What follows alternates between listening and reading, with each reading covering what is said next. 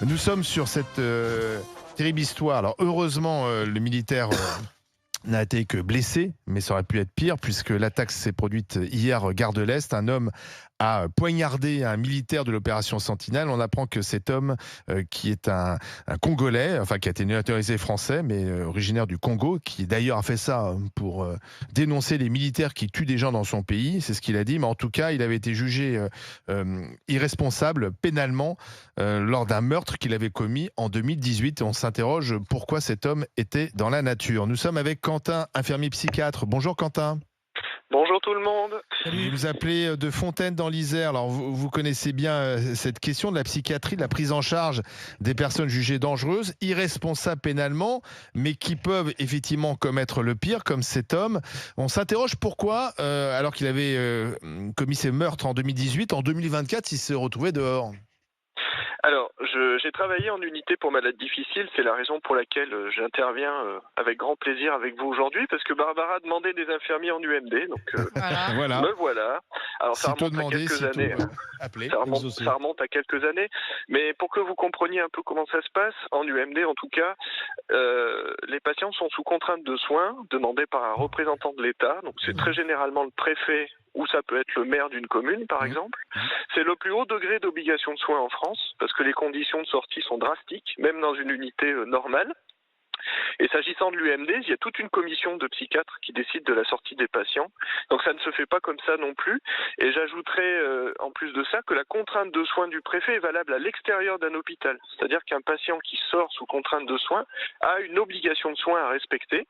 Oui. Si elle ne l'est pas, en principe, je dis bien en principe, parce que la réalité est tout autre malheureusement, il retourne à l'hôpital. Et comment on vérifie que cette personne prend ses médicaments ? Alors c'est tout simple, comme ils viennent une fois par mois dans un CMP, un centre médico-psychologique, le psychiatre qui les reçoit en entretien vérifie que les symptômes qu'on appelle nous productifs, c'est-à-dire qui produisent des hallucinations ou du délire, ne sont pas visibles en entretien, auquel cas cela peut sous-entendre qu'il prend ses médicaments correctement. Le cas échéant, la maladie se réveille, c'est une maladie chronique en psychiatrie.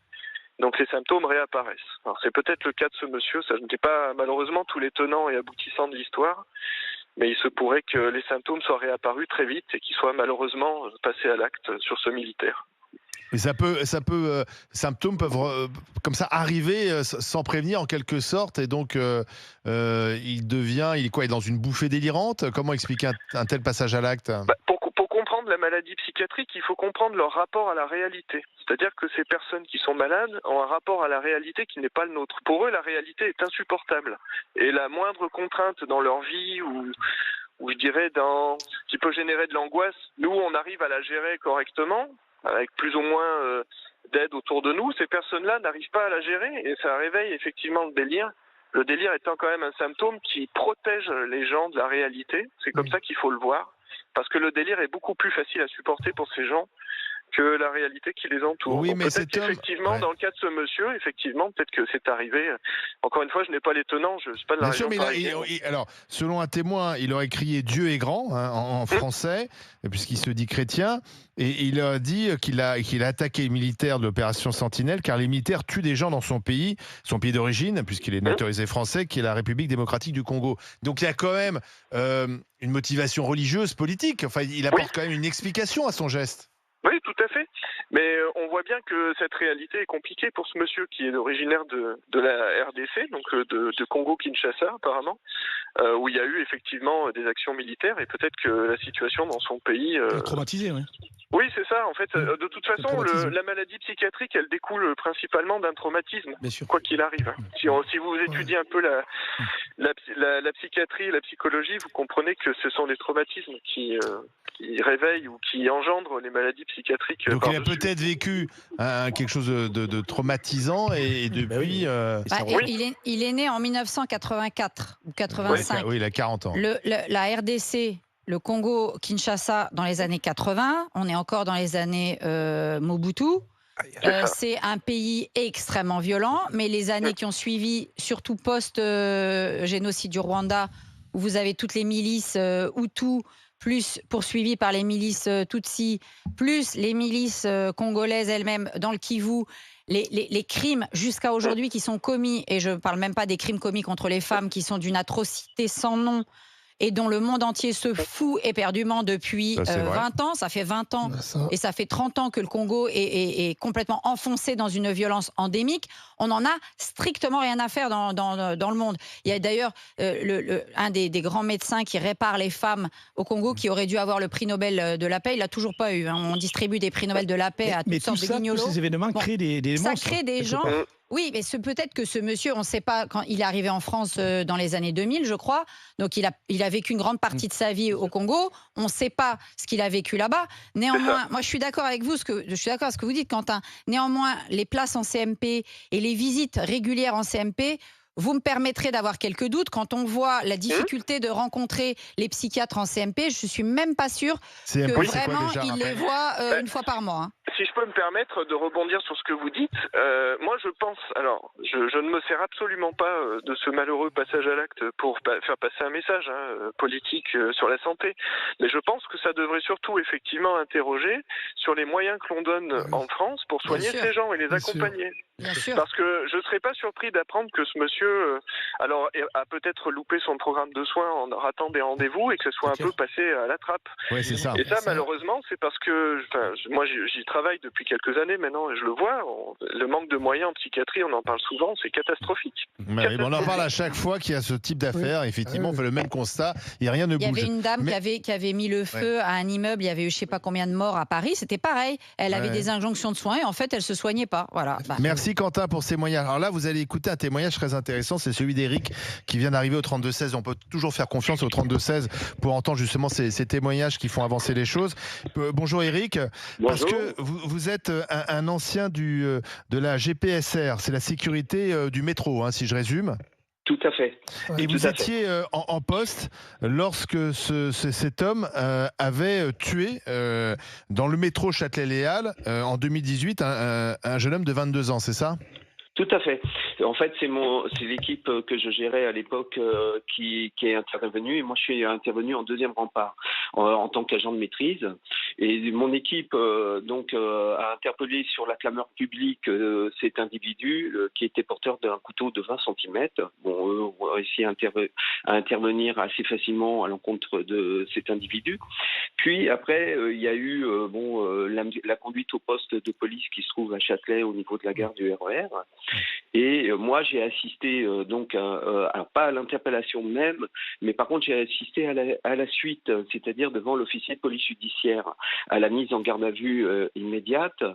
Et là, j'ai entendu cet individu parler et on voyait bien qu'il ne jouissait pas de tous ses moyens.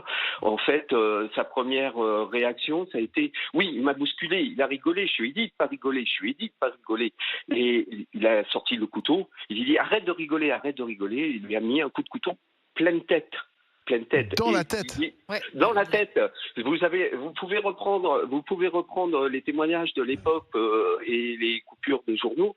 Il lui a mis un coup de couteau pleine tête. Moi, j'ai vu les images à l'époque. J'ai vu les images parce qu'on avait de la vidéo surveillance et j'ai réussi à avoir les images et on le voit mettre un coup de couteau pleine tête à ce petit jeune de 22 ans qui, suite à une bousculade, c'était une simple bousculade. Donc c'est parti d'une bousculade et tout d'un coup, cet homme qui a une violence dingue en lui, impulsive, prend un couteau, prend son couteau. Il se baladait avec un couteau de 20 cm et il le plante. Donc j'imagine que vous êtes quand même assez choqué d'apprendre que 6 ans après, cet homme a recommencé. Vous voyez, ce matin, je me réveille, je mets la télé, première chose, je regarde les informations et je tombe là-dessus. Je dis, c'est pas Châtelet. Et au fur et à mesure que les informations ont été données, je reprends mon ancien dossier parce que j'avais fait là-dessus un retour d'expérience avec mes agents et tout, parce que eux-mêmes avaient été très choqués.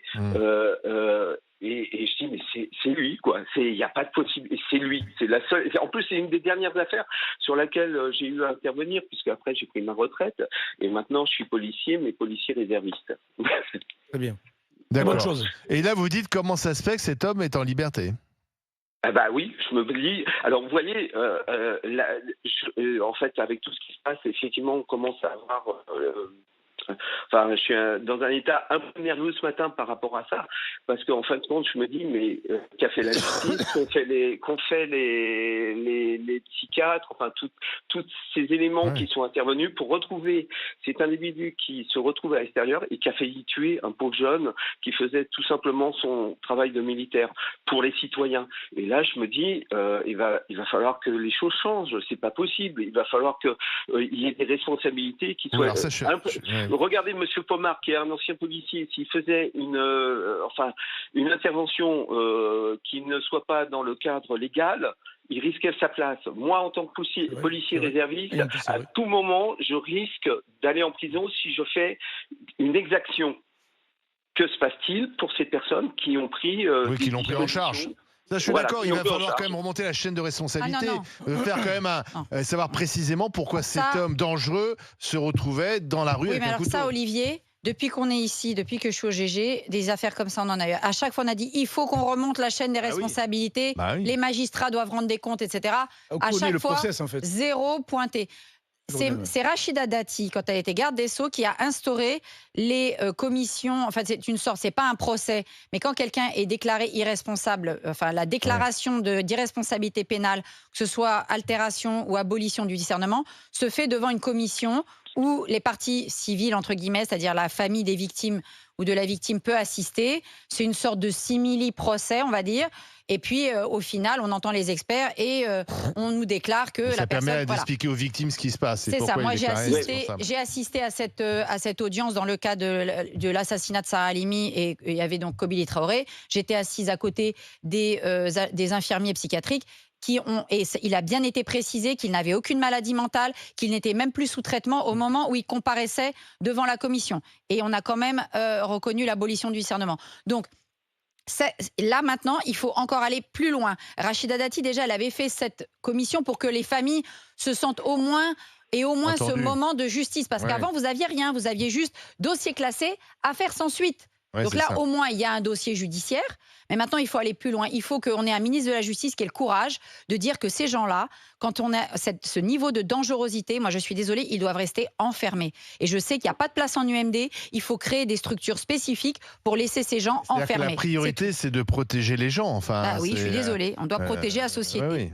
Là, tu vas avoir des associations qui vont monter au créneau en disant l'humanité veut que... Enfin, l'humanité, c'est pas laisser quelqu'un de dingue, de dangereux avec un couteau dans la rue. La famille de Andy, elle est à vie, condamnée à perpétuité. J'entends bien, Barbara. Le militaire a eu du pot de J'entends bien, mais en attendant, c'est la réalité. Surtout, on trouve toujours des justifications à dire, à un moment donné, le gars doit se réinsérer d'une façon ou d'une autre, même si c'est le pire des monstres. C'est terrible à dire, mais c'est la vérité. On peut comprendre pour Eric, quand même, qui est assez traumatisé en disant, c'est le même type que moi j'avais connu à Châtelet-Léal en 2018. Et on attend toujours, parce que moi, on parle souvent d'affaires retentissantes. Moi, j'attends les avis psychiatriques, les comptes rendus psychiatriques de la meurtrière de Lola. Allez. Pour l'instant, on n'en entend plus parler de cette affaire-là. Parce que vous allez voir que si elle est déclarée irresponsable pénalement, elle va pas faire de l'UMD pendant 40 ans. Hein. Éric, merci. Et le mot de la fin à Pierre qui est avec nous également. Bonjour Pierre.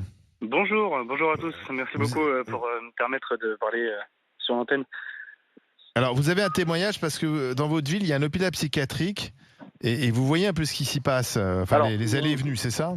Oui, c'est ça. Alors, pour information, moi, je travaille de nuit, je suis policier de nuit, et il n'y a pas une nuit, où on n'a pas affaire à des personnes en détresse psychologique. Alors, quand je dis détresse psychologique, c'est pas forcément des gens dangereux, mais des personnes qui ont complètement plus possession de leurs moyens, et malheureusement, parmi ces personnes-là, il y a des personnes dangereuses, et il n'y a pas une nuit où il n'y a pas une personne comme ça en ville, et ça devient compliqué parce que ces personnes-là, soit elles sont dehors et elles sont pas du tout prises en charge par les hôpitaux psychiatriques, etc., ou alors elles en sortent et il n'y a plus de place. Nous, ça arrive très souvent que on retrouve dans la rue des personnes je vais dire les termes, complètement folles, et ça nous arrive de les placer dans les urgences psychiatriques, mais ça peut arriver que 3 jours plus tard on les retrouve en ville, et ces personnes sont connues de tout le monde. Il y a des personnes qui nous disent oui, c'est le fou du quartier, par exemple. Parce qu'on ne peut pas les prendre en charge, c'est ça le problème. Le problème, il est juste là. C'est ça. C'est ça. Et le problème, c'est que vous passez dans les quartiers, il y a quelqu'un qui va crier dans la rue, mais tout le monde trouve ça normal. Bah oui, c'est le fou du quartier. Ouais. Tout le monde le connaît. Sauf que un jour, par exemple, ce fou du quartier, il va vraiment être fou, il va planter quelqu'un. Après, ça a toujours existé, l'idiot du village. Absolument. L'idiot du village. Hein, le problème, c'est qu'il y en a beaucoup là maintenant. Celui qu'on connaissait, qui était là, le seul problème, c'est que des idiots du village, il y en a beaucoup. Voilà. Puis, je pense qu'il y a le phénomène aussi de la drogue qui rajoute. Les addictions. Le problème, c'est que les chiffres, déjà, ce qui est intéressant, c'est qu'il y a très peu d'études épidémiologiques sur le suivi des UMD et des unités de malades difficiles. Mais depuis 10 ans, le nombre de personnes placées en UMD est le même. Donc là, rien que ça, il faudrait réfléchir. Ah bon, vraiment, en France, on n'a pas une augmentation des troubles psychotiques? Il semblerait que si, puisqu'on a une augmentation de consommation de stupéfiants et qu'on le sait, la maladie psychique et les malades psychotiques, plus les stupéfiants, ça augmente la bouffée délirante. Les autres sont dehors. Mais on a une constance du nombre de gens en UMD. Donc il y a quand même un petit problème. Donc le problème, c'est l'accueil. Les gens, c'est sûr, il faut les diagnostiquer. Mais merci pour tous ces témoignages. Merci à Pierre au 32-16. Et on verra les suites de cette affaire, justement. Est-ce qu'il sera également jugé irresponsable pénalement après l'agression de ce militaire de l'opération Sentinelle?